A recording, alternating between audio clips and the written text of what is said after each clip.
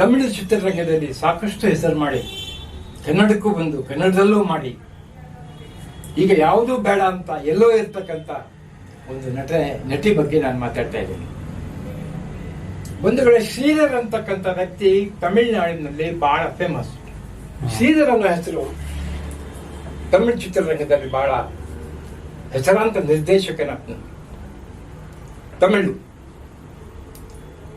ಅವರು ಮಾಡಿದ ಪಿಕ್ಚರ್ಗಳೆಲ್ಲವೂ ಬಹಳ ಚೆನ್ನಾಗಿ ಓಡಿದೆ. ಕಲ್ಯಾಣ ಪರಿಸು ಒಂದು ಹೇಳೋದಾದ್ರೆ ಕಲ್ಯಾಣ ಪರಿಸು ಇದು ಸುಮಾರು ದಿವಸ ಓಡ್ತು, ಒಂದು 25 ವಾರ ಓಡ್ತು. ಜಮಿನಿ ಗಣೇಶನು, ಆಮೇಲೆ ಅವ್ರ ಜೊತೆಯಲ್ಲಿ ಬೀಸರೋದೆ ದೇವಿ ಇವೆಲ್ಲ ಮಾಡಿದ್ರು. ಸುಮಾರು ಪಿಕ್ಚರ್ ತೆಗೆದಿದ್ದಾರೆ ಬಿಡಿ, ಒಂದು 25-30 ಪಿಕ್ಚರ್ ಮೇಲೆ ಅವರು ನಿರ್ದೇಶನ ಮಾಡಿದ್ದಾರೆ.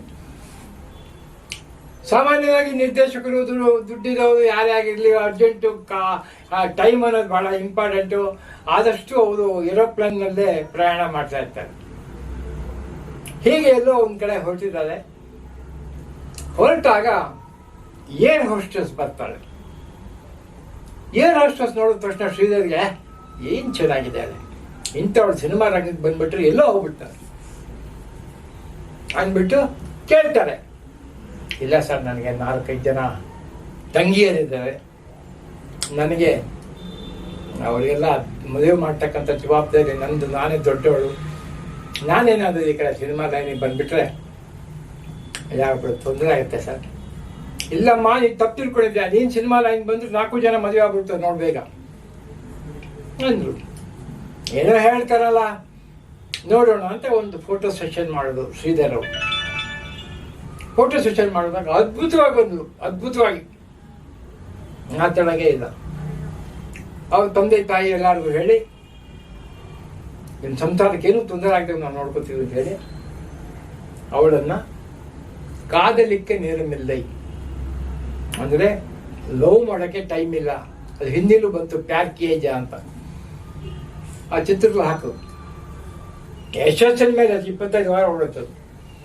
ಇವಳು ಚೆನ್ನಾಗಿದ್ಲು, ತಗೋ ಸಿಕ್ಕಾಪಟ್ಟೆ ಪಿಕ್ಚರ್ಸ್ ಬಂದು ಇವಳಿಗೆ, ಸಿಕ್ಕಾಪಟ್ಟೆ ಪಿಕ್ಚರ್ಸ್ ಬಂತು, ಎಲ್ಲ ಆಯ್ತು. ಆ ತಂದೆ ಒಬ್ಬೊಬ್ಬನಾಗಿ ಮದುವೆ ಮಾಡೋದಕ್ಕೆ ಪ್ರಯತ್ನ ಪಡ್ತಾನೆ. ಇನ್ನು 3-4 ಜನ ಇದ್ದಾರಲ್ಲ, ಅಲ್ಲಿ ಶೇಪ್ ಹಾಕಿದ್ದಾರಲ್ಲ, ಈ ಬ್ಯಾಂಕ್ ಬರ್ತಾ ಇರುತ್ತಲ್ಲ, ATM ಬ್ಯಾಂಕು ಯಾವಾಗಿದ್ದು ಮಾಡೋದು 3-4 ಮದುವೆನೂ ಆಯಿತು. ಈ ಸಂದರ್ಭದಲ್ಲಿ ಹೆಚ್ಚು ಕಮ್ಮಿ 10 ವರ್ಷ ಹೋಗಿರ್ಬೋದು ನನ್ನೊಂದ. MGR ಇಂದ ಹಿಡಿದು, ಶಿವಾಜಿ ಗಣೇಶನಿಂದ ಹಿಡಿದು, ಜಮಿನಿ ಗಣೇಶನಿಂದ ಹಿಡಿದು, ಎ ನಾಗೇಶ್ವರ ರಾವಿಂದ ಎಲ್ಲ ಜೊತೆ ಹೋಗ್ಬಿಟ್ಟಿದ್ದಾಳು. ಅದು ಅವ್ರ ಬಗ್ಗೆ ಇರೋದು ಸ್ವಲ್ಪನೇ ಹೇಳಿ. ಒಳ್ಳೆ ಆರ್ಟಿಸ್ಟು, ಜೊತೆಗೆ ಒಳ್ಳೆ ಮಾನವತಾವಾದಿ ಎಲ್ಲ ಇತ್ತು. ಎಲ್ಲ ಆದ್ಮೇಲೆ ಎಂಥವನಿಗೂ ಕೂಡ ಒಂದು ರಿಟೈರ್ಮೆಂಟ್ ಅಂತದ, ಸ್ವಲ್ಪ ಸಾಕು ದುಡ್ದಿದ್ದು, ನಾನು ಎಲ್ಲರೂ ಮದುವೆಗೆ ಮಾಡಿಕೊಂಡು ನಾನು ಆರಾಮಾಗಿದ್ಬಿಟ್ಟೆ. ಅಪ್ಪನಿಗೆ ಒಂದು ದಿವಸ ಹೇಳ್ತಾಳೆ, ಅಪ್ಪ ಇನ್ಮೇಲೆ ನಾನು ಸಿನಿಮಾ ಲೈನ್ ಕ್ಲೋಸ್ ಮಾಡ್ತೀನಿ, ಬೆಳಗಿನ ಸಾಯಂಕಾಲದವರೆಗೂ ಲೈಟ್ಸ್ ಮುಂದೆ ಇದು ಸಾಕಾಗೋಗಿದೆ ನನಗೆ ಅಂತ. ಸರಿ ಅಮ್ಮ ಆಯ್ತು, ಇನ್ನೆಷ್ಟು ಅಂತ ಅಂದ್ಬಿಡ್ತಾನೆ. ಹಂಗಂತ 2 ಮದುವೆ ಆಗಿರುತ್ತೆ, ಇನ್ನು 2 ಮದುವೆ ಆಗಬೇಕಾಗಿರುತ್ತೆ ತಂಗಿಯರಿಗೆ. ಅದನ್ನೆಲ್ಲ ಮಾಡ್ಬಿಡ್ತೀನಮ್ಮ, ಆಮೇಲೆ ರಿಟೈರ್ ಆಗ ಹೀಗೆ ಆದಷ್ಟು ಬೇಗ ಅದೆಲ್ಲ ಮಾಡಿ ಅದನ್ನೆಲ್ಲ ಸೇಫ್ ಮಾಡಾಯ್ತು. ಈಗ ಇವಳು ರಿಟೈರ್ಮೆಂಟ್ ಆಗುತ್ತೆ. ಒಂದು ದಿವಸ ಅಪ್ಪನ ಕೂತ್ಕೊಂಡು ಇಲ್ಲಿ ಕರೆದುಬಿಟ್ಟು ಕೇಳ್ತಾಳೆ, ಅಪ್ಪ ಎಲ್ಲ ಆಯ್ತು, ಈಗ ನನ್ನ ಹೆಸರಲ್ಲಿ ಎಷ್ಟು ಅಕೌಂಟ್ ಬಾಕಿ ಇದೆ, ಈ ನಾನು ಜೀವನ ಮಾಡಬೇಕು, ನನಗೂ ಸ್ವೇಚ್ಛೆಯಾಗಿ ಒಂದು ಕಡೆ ಇರಬೇಕು ಅಂತ ಆಸೆ ಆಗುತ್ತೆ. பணமா எங்கம்மா பணம் எங்கம்மா இருக்கு?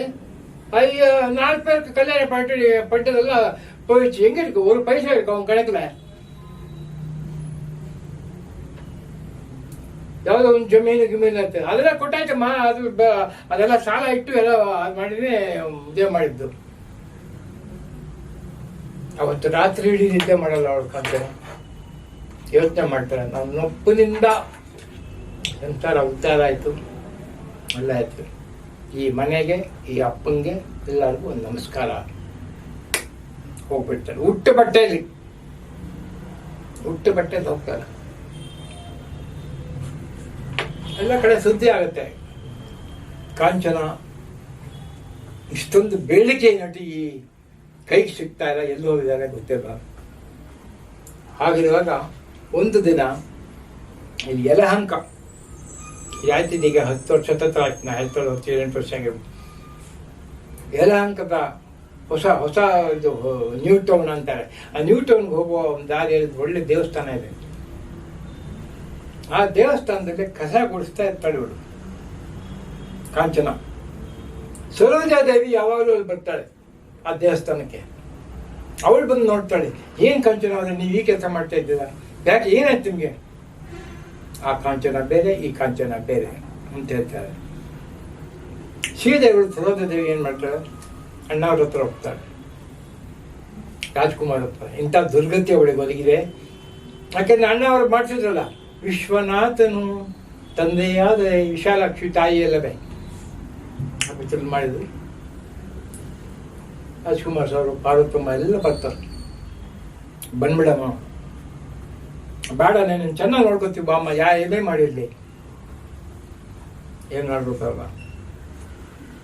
ಸೊ ಹೀಗಿರುವಾಗ ಎಲ್ಲ ಚಿತ್ರರಂಗದ ಅನೇಕ ವ್ಯಕ್ತಿಗಳೆಲ್ಲ ಬಂದು ಕರೀತಾರೆ. ನಮ್ಮಲ್ಲಿ ಏನೇ ತೊಂದರೆ, ನಮ್ಮನೇಲಿ ಇವರೆಲ್ಲ ಬರೋದು ಜಾಸ್ತಿ ಆಯ್ತಲ್ಲ ಅಂತ ಒಂದು ದಿವಸ ಅಂದಿಲ್ಲ. ಜಾಗ ಖಾಲಿ ಮಾಡ್ಬಿಟ್ರು, ಎಲ್ಲೋದು ಬಂದು ಗೊತ್ತಿಲ್ಲ. ಕಾಂಚನ ನಾಪತ್ತೆ.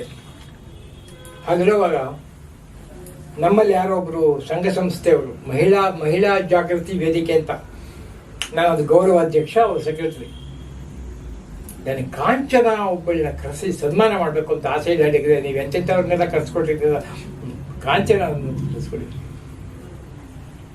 ಈಗ 6 ವರ್ಷ ಕೆಳಗಡೆ ಹೇಳ್ತಾ ಇರೋದು.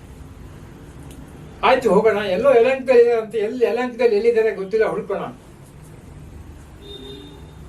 ಆ ದೇವಸ್ಥಾನಕ್ಕೆ ಹೋದ್ವಿ. ದೇವಸ್ಥಾನಕ್ಕೆ ಹೋಯ್ತು, ಕೇಳಿದ್ರೆ ಸಿನಿಮಾದವ್ರು ಬಂದೇ ಆಯಮ್ಮ ಎಲ್ಲ ಹೊರಟೋಯ್ತಪ್ಪ, ನಿಯತ್ತ ಕೆಲಸ ಮಾಡ್ತಾ ಇತ್ತದು. ಸಿನಿಮಾದವ್ರು ದಿವ್ಸಕ್ಕೊಬ್ಬರು ಬಂದು ಆಯಮ್ಮನಿಗೆ ಏನಂತೆ, ಅಯ್ಯಮ್ಮ ಹೇಳಿದೆ ಕೇಳಿದ್ರು ಹೊರಟೋಯ್ದ. ಸರಿ, ಬೇರೆ ಯಾರಿಂದ ಈ ವಿಷಯ ಕಲೆಕ್ಟ್ ಮಾಡ್ಬೋದು ನಾನು? ನೋಡಿ, ಇಲ್ಲಿಂದ 4ನೇ ಮನೆಯಲ್ಲಿ ಒಂದು ಅವ್ರ ಫ್ರೆಂಡ್ ಒಬ್ರು ಇದ್ರು, ಅವ್ರ ಹತ್ರ ಮಾತಾಡ್ತಾ ಇದ್ರು. ಅವರೇನಾದ್ರು ನಿಮಗೆ ಕೊಡ್ಬಹುದಾ ನೋಡಿ. ಸರಿ, ಇಷ್ಟೊತ್ತಿಗಾಗಲೇ ಇವನು ಹುಡುಕೊಂಬಂದವನೇ, ಅಪ್ಪನೂ ಕೂಡ. ಅಪ್ಪನ ನೋಡ್ಬಿಟ್ಟು, ದಯವಿಟ್ಟು ಕ್ಷಮಿಸು, ನೀನು ಯಾರು ನನಗೆ ಗೊತ್ತೇ ಇಲ್ಲ, ನೀ ಯಾಕೆ ಬಂದೆ ಇಲ್ಲಿ, ನನ್ನ ಹತ್ರಲ್ಲಿದ್ದೆ ದುಡ್ಡು, ನಾನು ಯಾವ ಕಾಂಚನ. ಅಪ್ಪನೂ ಹೋದ, ಅವ್ನು ಮಾಡಿದಕ್ಕೆ ಅವನಿಗೆ ಆಯ್ತು. ಸರಿ, ಹೀಗೆ ನಾವು ಆಟೋ ರಿಕ್ಷಾ ಮಾಡ್ಕೊಂಡು ಹೋಗಿದ್ವಿ. ಅಲ್ಲಿ ಕೇಳಿದ್ವಿ ದೇವಸ್ಥಾನದಲ್ಲಿ, ಎಲ್ಲಿಲ್ಲ, ಅದೆಲ್ಲ 4ನೇ ಮನೆ ನೋಡಿ. 4ನೇ ಮನೆಗೆ ಹೋದ್ವಿ. 4ನೇ ಮನೆಗೆ ಕಾಂಚನ, ನಮ್ಗೆ ಗೊತ್ತಿಲ್ಲ ಬಾಗಿಲು ಕಿಟಕಿ ರಾವ್. ನಮಗೆ ಇದು ಒಂಥರ ಗೂಢಚಾರ ಕೆಲಸ ಆಯ್ತು. ಅಂತೂ ಇವ್ರಿಗೆ ಗೊತ್ತಿದೆ, ಇವ್ರು ಹೇಳಕ್ಕೆ ಹೆದರ್ತಾರೆ. ಪಾಯಿಂಟ್ ಅಲ್ಲಿ ಗೊತ್ತಿದೆ, ಹೇಳಕ್ಕೆ ಹೆದರ್ತಾರೆ. ಕಡೆಗೆ ಒಂದು ಮೆಡಿಕಲ್ ಶಾಪ್ ಸಿಕ್ತು, ಅಲ್ಲಿ ಕೇಳಿದ್ವಿ. ರೈಟ್ಗೆ ಹೋಗಿ, ರೈಟಲ್ಲಿ ಲೆಫ್ಟಲ್ಲಿ ಒಂದು IAS ಆಫೀಸರು ಇದ್ದಾರೆ. ಅವ್ರ ಮನೇಲಿ ಇದ್ದಂಗೆ ಗುಸು ಇದೆ, ನನಗೆ ಗೊತ್ತಿಲ್ಲ ಕೇಳಿ, ಆದರೆ ನಾವು ಹೇಳಿದೆ ಅಂತ ಹೇಳ್ಬೇಡಿ, ಮೆಡಿಕಲ್ ಶಾಪ್ನವ್ರು ಹೇಳಿದ್ರು ಅಂತ ಹೇಳ್ಬೇಡಿ, ಆಮೇಲೆ ನಾನು ಗಲಾಟೆ ಹೋದ್ವಿ. ದೇವರ ದಯದಿಂದ ಏನಾಯ್ತು, IAS ಆಫೀಸರು ಹೆಸರು ಓದ್ಬೇಕು. ಈಗ ಒಂದು ವಾರದ ಕೆಳಗೆ ಇವನ ಹೆಸರು ಕೇಳಿದ್ಮೇಲೆ ಬಂದ. ಹಾಯ್ ಬ್ಯಾಂಗ್ಳೂರ್, ರವಿ ಬೆಳಗೆರೆ ಹಾಯ್ ಬ್ಯಾಂಗ್ಳೂರಲ್ಲಿ ಆ ಸಂಚಿಕೆಯಲ್ಲಿ ಪ್ರಕಟಪಡಿಸಿದ್ದಾರೆ. ಕಾಂಚನ ಎಲ್ಲಿದ್ದಾಳೆ, IAS ಆಫೀಸರ್ ಹತ್ರ ಇದ್ದಾರೆ. ಅವನಿಗೆ ಅದೇ ಕೆಲಸ ತಾನೆ, ಎಲ್ಲಿ ಏನಿದೆ ಹುಡುಕುದಲ್ಲ, ಹುಡುಕ್ಬಿಟ್ಟವನ. ಆ ಎದುರುಗಡೆ ಒಂದು ಲ್ಯಾಂಡರಿ ಇತ್ತು, ಆ ಮನೆ ಸಖತ್ ಮನೆ ಎದುರುಗಡೆ ಒಂದು ಲ್ಯಾಂಡರಿ. ಅವನು ತೆಕ್ಕಟ್ಟೆ ಹೆಸರು ಹಾಕೊಂಡಿದ್ದು, ಇವು ನಮ್ಮವನೇ. ಯಾಕಂದ್ರೆ ನಮ್ಮವನು ತೆಕ್ಕಟ್ಟೆ ನಮಗೆ ಕೇಳೋಕೆ ಅನುಕೂಲ ಆಯ್ತು ಅಂತ ಕೇಳಿದೆ. ಇಲ್ಲಿ ಮನೆಯಲ್ಲಿ ಕಾಂಚನ ಇರ್ತಾವ, ಮಾತಾಡ್ಬೇಡಿ ಸರ್, ಸೈಲೆಂಟ್ ಆಗಿರಿ ಸರ್, ಯಾಕಂದ್ರೆ ಸುಮ್ಮನೆ ಪೊಲೀಸ್ನವ್ರನ್ನೆಲ್ಲ ಬರ್ತದೆ.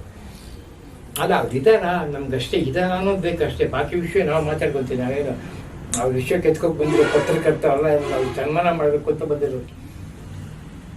ಹೋಗಿ ಅಲ್ಲಿ ಬಟ್ಟೆ ಒಗಿತಾ ಇದ್ದಾಳೆ ನೋಡಿ, ಅವನ್ನ ಕೇಳಿ, ಅಮ್ಮ ಕಾಂಚನ ಇದ್ದಾರ?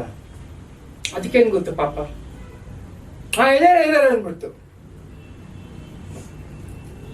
ಒಳಗಡೆ ಹೋಗ್ಬಿಡ್ತು. ಹೊರಗೆ ಬಂದು ಇಲ್ಲ ಈಗ ಅರ್ಧ ಗಂಟೆ ಮದ್ರಾಸ್ಗೆ ಹೋದರು. ಒಟ್ಟಿನಲ್ಲಿ ಕಾಂಚನನ್ನ IAS ಆಫೀಸರು ಕೈ ಹಿಡಿದು ಬಚ್ಚಿತವಾಗಿ ಇಟ್ಟಿದ್ದಾರೆ ಅನ್ನೋದನ್ನ ಅದು ಗುಟ್ಟು ಮಾಡಕ್ ನೋಡೋದು ಅಷ್ಟೇನೆ. ಈಗಲೂ ಅಲ್ಲೇ ಇದ್ದಾರೆ, ಯಾರನ್ನೂ ನೋಡಕ್ ಬಿಡಲ್ಲ. ಈ ಥರದೆಲ್ಲ ಆದಾಗ ಅವಳ ಆಶ್ರಯ, ಎರಡನೇ ಹೆಂಡತಿಯಾಗಿ ಆಶ್ರಯ ಕೊಟ್ಟಿದ್ದೆ ನಾನು. ಮೊದಲನೇ ಹೆಂಡತಿ ರಾಜಸ್ಥಾನದಲ್ಲಿದ್ದಾರೆ, ಎರಡನೇ ಹೆಂಡತಿ ಕೇಳ್ಬಾಣಿ. ಇವತ್ತಿಗೂ ನೀವು ನೋಡ್ಬೋದು, ಭಾಳ ಕೊಟ್ಟು ನೋಡಿದ್ರೆ ಕಾಂಚನ ಅಲ್ಲಿದ್ದಾಳೆ. AP ಪಾಂಡೆ ಅಂತ ಅವಳ ಹೆಸರು, IAS ಆಫೀಸರ್. ಪೇಪರಲ್ಲಿ ಬಂದಿತ್ತು ನೋಡಿ, ರವಿ ಬೆಳಗ್ಗೆ ಬಂದಿದ್ದ. ಅವತ್ತು ಕೂಡ ರವಿ ಬೆಳಗ್ಗೆ ಕೇಳ್ಕೊಂಡು ನೋಡೋದು, ದಯವಿಟ್ಟು ನಾನು ಶಾಂತಿಯಿಂದ ಇದ್ದೇನೆ, ನೆಮ್ಮದಿಯಿಂದ ಇದ್ದೇನೆ, ಯಾರನ್ನು ಕಳಿಸ್ಬೇಡಿ, ಯಾರು. ನಾನೊಬ್ಬ ಆರ್ಡಿನರಿ ಹೆಂಡತಿಯಾಗಿ ಜೀವನ ಮಾಡಕ್ಕೆ ಬಯಸ್ತೀನಿ ಅವ್ರ ಜೊತೆಗೆ. ಇವತ್ತಿಗೂ ಇದ್ದಾರೆ. ಇದು ಕಾಂಚನ.